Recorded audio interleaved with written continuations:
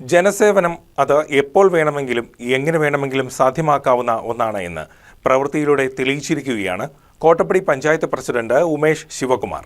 മാലിന്യങ്ങൾ അടിഞ്ഞുകൂടി വെള്ളമൊഴുകുന്നതിന് തടസ്സമായി കിടന്നിരുന്ന PVIP കനാലിലെ മാലിന്യങ്ങൾ ഒറ്റയ്ക്ക് നീക്കം ചെയ്ത് മാതൃകയാവുകയാണ് ഇദ്ദേഹം. പെരിയാർവാലി കനാലിലൂടെയുള്ള ജലമൊഴുക്ക് തടസ്സപ്പെട്ടത് ശ്രദ്ധയിൽപ്പെട്ട കോട്ടപ്പടി പഞ്ചായത്ത് പ്രസിഡന്റ് ഉമേഷ് ശിവകുമാർ വിവരം മറ്റാരെയും അറിയിക്കാൻ ശ്രമിച്ചില്ല.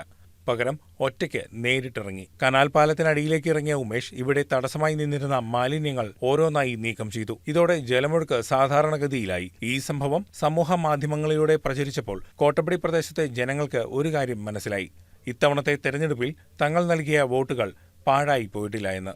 കോട്ടപ്പടി വിരിപ്പക്കാട്ടുചിറയുടെ സമീപത്തോടുകൂടിയാണ് ഈ കനാൽ ഒഴുകുന്നത്. അപ്പോൾ കനാലിൻ്റെ താഴത്തെ പ്രദേശങ്ങളായ മൂന്നാം തോടിലേക്കൊന്നും വെള്ളം എത്തുന്നില്ല എന്നുള്ള പരാതിയെ തുടർന്ന് 14-ാം വാർഡിലെ പ്രിയ ചേച്ചി എന്നെ വിളിച്ച് പറഞ്ഞത്. ഞാനും പ്രിയ ചേച്ചിയും പോയി നോക്കിയപ്പോൾ ഒരു കലുങ്കിൻ്റെ അടിയിലായിട്ടൊരു മുളങ്കമ്പ് വന്ന് വട്ടം കിടക്കുകയും അതിൽ ഒരുപാട് ചുള്ളിക്കമ്പുകളും പ്ലാസ്റ്റിക് കുപ്പികളും മറ്റ് വേസ്റ്റുകളൊക്കെ അടിഞ്ഞുകൂടി വെള്ളത്തിൻ്റെ ഒഴുക്ക് തീരെ തടസ്സപ്പെട്ടിരുന്നു. അപ്പോൾ ആ ഒരു സിറ്റുവേഷനിൽ ഒരു സാധാരണക്കാരൻ എന്ന നിലയിൽ അത് ഇറങ്ങി ക്ലീൻ ആക്കുക എന്നല്ലാണ്ട് വേറൊരു വഴി ഉണ്ടായില്ല.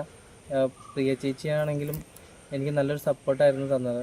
അപ്പോൾ തന്നെ ഇറങ്ങി കോലൊക്കെ എടുത്ത് മാറ്റി വേസ്റ്റൊക്കെ നീക്കി കഴിഞ്ഞപ്പോൾ വെള്ളത്തിൻ്റെ ഒഴുക്ക് പഴയ പോലെ ആക്കാൻ സാധിച്ചു. UDF ആണ് നിലവിൽ പഞ്ചായത്ത് ഭരിക്കുന്നത്.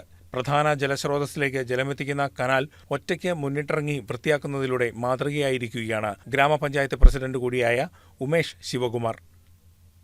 News desk KCV news.